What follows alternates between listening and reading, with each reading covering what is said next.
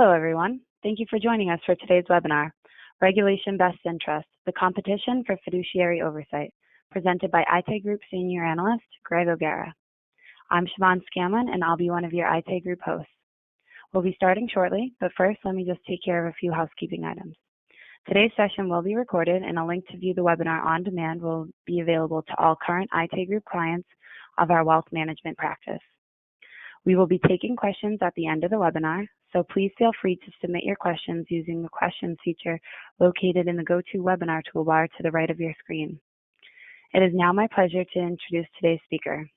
Greg O'Gara is a senior analyst with IT Group's wealth management team, where he is focused on retail clearing, operations, financial advisor technology, and other topics across the wealth management industry. He has done extensive research on managed accounts, financial services competitive positioning, the U.S. regulatory environment, and investor behavior, recommending tactical and strategic responses for clients.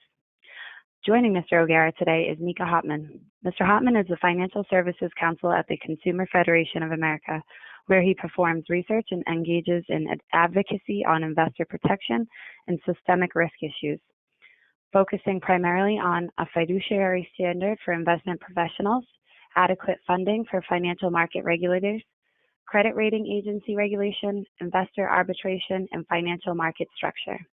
So without further ado, I'll now turn the mic over to Greg. Thank you again for joining us, and enjoy today's webinar. Thank you, Siobhan. It's a pleasure to be here today. I wanted to extend my sincere thanks to Mika Hopman for joining me today. He brings an incredible amount of experience in this field to the conversation. And, I would encourage everyone at the end of the presentation, we should have some time, so please engage us on Q&A.